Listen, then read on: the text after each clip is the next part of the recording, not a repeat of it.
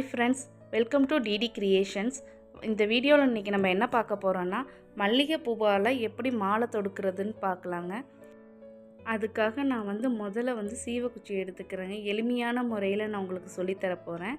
இப்போ நான் சீவக்குச்சி எடுத்து ஒரு இன்ச்சுக்கு இல்லாட்டினா ஒரு அரை 2 இன்ச்சுக்கு நீங்கள் அதை உடச்சி கொஞ்சம் எடுத்து வச்சுக்கோங்க.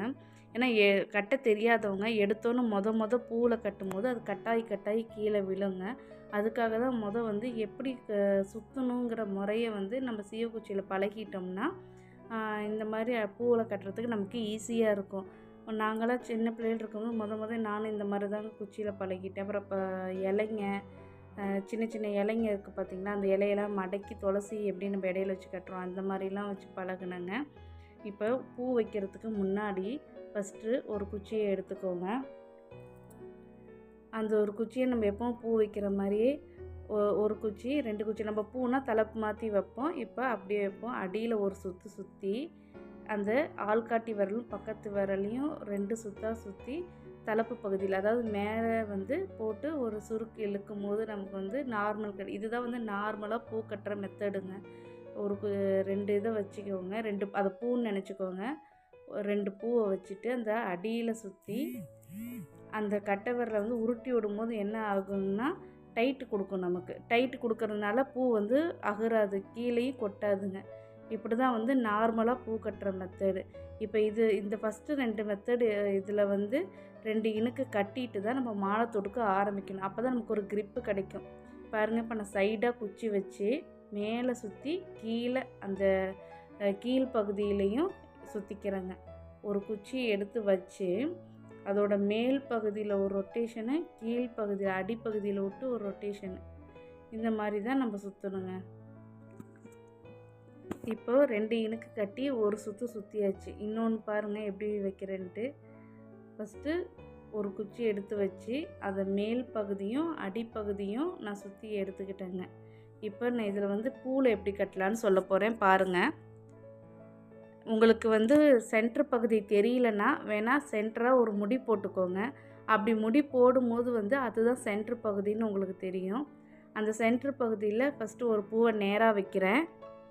அதுக்கப்புறம் இன்னொரு பூவை தலைப்பு மாற்றி வைக்கிறேன். அடியில் சுற்றி 2 விரலில் 2 சுற்றி மேலே ஒரு சுருக்கு போட்டு எடுக்கிறோங்க. ஒரு நாட் போட்டுக்கிறோம். இப்படி நாட் போடுறதுனால அது டைட்டாக நிற்குங்க. நம்ம மாலை மேலே வெயிட் ஏற இந்த 2 இனுக்கு கட்டுறதுனால கொஞ்சம் நல்லா கிரிப்பாக நிற்குங்க. அதுக்கு தான் எடுத்தோடனே ஃபஸ்ட்டு எப்போவும் நார்மலாக கட்டுற பழைய மெத்தடில் நம்ம போட்டுக்கிறோங்க. அவ்வளோதான். இப்போ 2 நாட் போட்டு எடுத்துட்டேன்.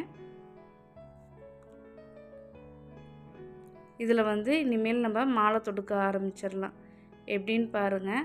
நான் அந்த கட்டை விரலையும் ஆள்காட்டி விரல்லையும் ஒரு நூலையும் இன்னொரு பகுதி நூலை நம்ம ரைட் சைட்லேயும் நான் விட்டுட்டேங்க. இப்போ அந்த பூவுக்கு மேலே ஒரு பூவை வச்சு அதை கட்டை விரலால் பிடிச்சிக்கிட்டு அந்த பூவுக்கு மேலேயும் காம்பு பகுதியிலையும் சுற்றுறேன். பாருங்கள், ஒரு பூவை எடுத்து வச்சு அந்த பூவுக்கு மேலே மேல் பகுதி, அந்த பூவுக்கு மேல் பகுதியில் ஒரு ரொட்டேஷனும், கீழே அந்த காம்பு இருக்குது பார்த்திங்களா, அந்த காம்பை சுற்றியும் ஒரு ரொட்டேஷனும் எடுத்துக்கிறேன். அந்த காம்பு மேலே அந்த நூலை எடுக்கணும். இப்படி எடுக்கும்போது நமக்கு டைட் கொடுக்குங்க. மாலை கட்டுறதுக்கு ரொம்ப பெரிய பெரிய மொட்டாக எடுத்து வச்சிங்கன்னா உங்களுக்கு ஈஸியாக இருக்கும். அதுவும் இன்னும் மொட்டாக இருக்கும்போது கட்டினா உங்களுக்கு இன்னும் ஈஸியாக இருக்கும் விரிஞ்ச பூவை விட. பாருங்கள், இப்படி பண்ணிவிட்டு நம்ம இடது கையில் இருக்குது பார்த்திங்களா, அந்த கட்டை விரலையும் ஆள்காட்டி விரலையும் நூலை பிடிச்சிருக்கோம் பார்த்திங்களா, அதை நம்ம அப்பப்போ உருட்டி இறுக்கி டைட்டு வச்சுக்கணும். அப்போ தான் பூ நமக்கு கொட்டாது. இல்லாட்டினா ஒரு பூ விழுந்தாலும் எல்லா பூவும் அப்படியே விழுந்துருங்க. பாருங்கள், ஒரு பூவை எடுத்து வச்சு மேலே சுற்றி கீழே அந்த காம்பு மூலியமாக இழுக்கணுங்க. ஒரு 2 தடவை கஷ்டமாக இருக்குங்க. அப்புறம் நம்ம கட்ட அது ஈஸியாகிடும். இப்போ பாருங்க, நான் எவ்வளோ வேகமாக சுற்றிட்டு இருக்கேன்னு. அவ்வளோதாங்க. இதே மாதிரி சுற்றும் போது நமக்கு அந்த இது கிடைக்கும். இந்த கை விரல் நம்ம இடது கையால் அதை நெருக்கிக்கணும். இடது கையில் நம்ம லூஸ் விட்டோன்னா பூ நிற்காதுங்க, கொட்டிடும். அதனால தான் ஒரு பூவை எடுத்து வச்சு மேல் பகுதியும் கீழே அந்த காம்பு பகுதியும் சுற்றிட்டு இறுக்கமாக பிடிச்சிக்கணும். பாருங்கள், எவ்வளோ ஈஸியாக இருக்குன்னு உங்களுக்கு தெளிவாக சொல்லியிருக்கேன், புரியும்னு நினைக்கிறேன். மேல் பகுதியில் ஒரு சுற்றும், கீழே அந்த காம்பில் வந்து ஒரு சுற்றும் வந்து சுற்றி எடுத்துக்கணும். ஒரு தடவை கட்டிட்டோம்னா போக போக நமக்கு ஈஸியாக இருக்குங்க. மல்லிப்பூவில் கட்டுறது தான் ரொம்ப ஈஸியாக இருக்குங்களே. நீங்கள் மல்லிப்பூவில், முல்லைப்பூவில், ஜாதிப்பூவில், ரோஸ் பெட்டல்ஸில் நீங்கள் பூவில் கட்டி பழகிட்டிங்கன்னா ரோஸ் பெட்டல்ஸ்லாம் கட்டுறது ஈஸியாக இருக்குங்க. நான் அதுவும் ஒரு வீடியோவாக உங்களுக்கு போடுறேங்க.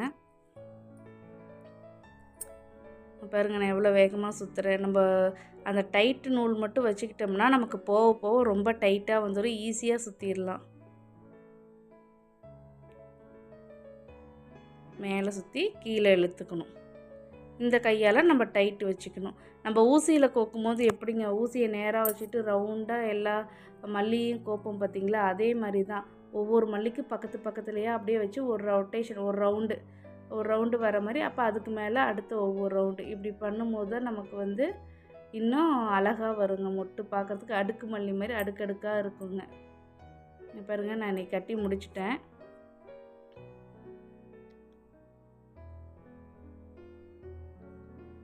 மேலே ஒரு ரொட்டேஷன், கீழே ஒரு ரொட்டேஷன், அவ்வளோதான். நீங்கள் கொஞ்சம் பூ கம்மியாக வைக்கும் போதெல்லாம் வாங்கி இந்த மாதிரி அடிக்கடி நீங்கள் சுற்றி பார்த்தீங்கன்னா உங்களுக்கு அந்த சுற்றுற மெத்தடு ஈஸியாக வந்துடும். நம்ம பழக தாங்க எதுவுமே ஈஸியாக ஆகும். மேலே ஒரு ரொட்டேஷனு, கீழே ஒரு ரொட்டேஷனு. நான் பாருங்கள் இப்போ ஒரு 5 நிமிஷம் கூட ஆகலை, எவ்வளோ ஈஸியாக நான் சுற்றிட்டேன். பூ கட்டுறதை விட மாலை சுற்றுறதாங்க ரொம்ப ஈஸி. பூவாவது நம்ம நாட் போட்டுக்கிட்டே வரணும். மாலைன்னா ஒரு இதை வச்சுக்கிட்டு நம்ம அடுத்து சுற்றிக்கிட்டே வர்றது தான். நாட் போடுற வேலைலாம் இல்லை, சுற்றிக்கிட்டே வந்தால் நமக்கு ஈஸியாக இருக்கும். இங்கே பாருங்கள் நான் எவ்வளோ பூ தொடுத்துட்டேன்னு.